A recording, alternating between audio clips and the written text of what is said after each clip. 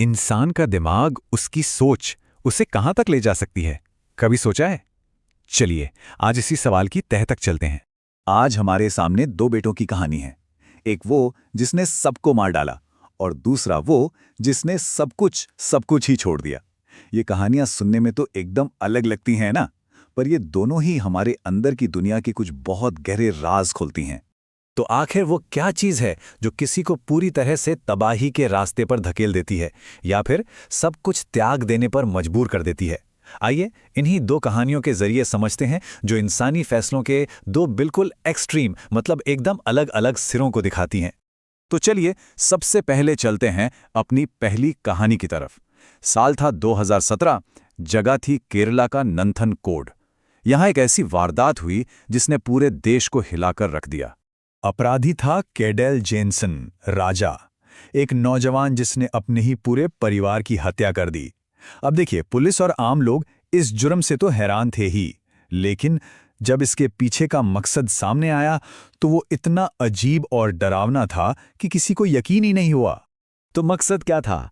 Astral projection, मतलब ये मानना कि आत्मा, या जिसे एस्ट्रल बॉडी कहते हैं, वो हमारे जिस्म से अलग होकर कहीं भी घूम सकती है। कैंडल का जुनून बस यही था। उसे अपनी आंखों से आत्माओं को शरीर से निकलते हुए देखना था, और इस भयानक फैंटेसी को हकीकत में बदलने के लिए उसने अपने ही परिवार को चुना। पर यह सब कुछ अचानक नहीं हुआ। ये एक धीमी गिरावट थी। सबसे पहले वो समाज से पूरी तरह कट गया, फिर वो डार्क वेब के असर में आया। इसके बाद एस्ट्रल प्रोजेक्शन का जुनून उस पर हावी हो गया, और नतीजा एक ऐसी त्रासदी जिसके बारे में सोचकर भी रूह कांप जाए। पुलिस की पूछताछ में उसने एक अफसर से कहा, आपके पीछे एक अजीब सा जीव है, वो मुझे आपको मारने के लिए कह रहा है।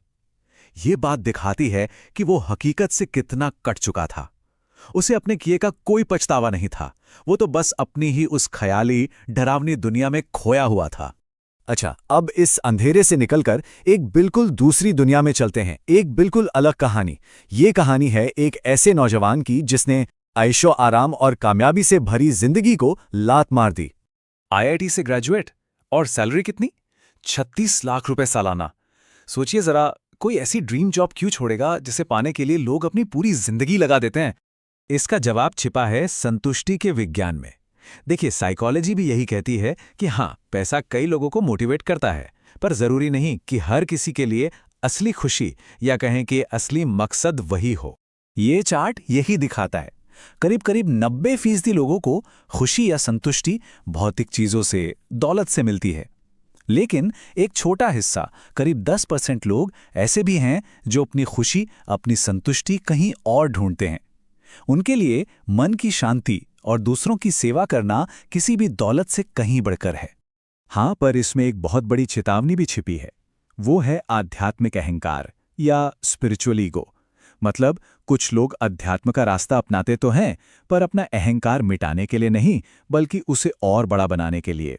वो ज्ञान को एक इनाम की तरह देखते हैं, जबकि असली संतुष्टि कुछ पाने में है ही नहीं, बल्कि सब कुछ छोड़ देने में है।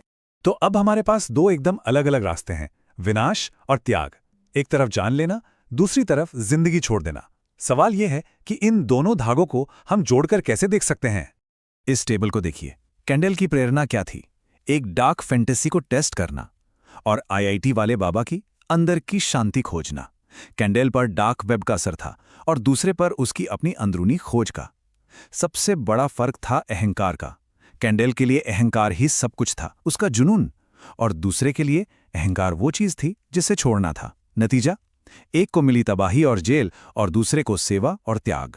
दोनों ही समाज के बनाए नियमों से बाहर चल रहे थे, लेकिन उनके अहंकार के साथ उनके रिश्ते ने उन्हें इंसानियत के दो बिल्कुल अलग अलग सिरों पर पहुंचा दिया।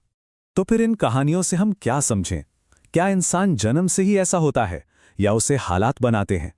हमारे मन के अंदर आखिर कितनी क्षमता छिपी है? कुछ आध्यात्मिक गुरुओं का मानना है कि किसी भी एक समय पर इस पूरी धरती पर सिर्फ 50 लोग ही असल में प्रबुद्ध या एनलाइटेंड होते हैं।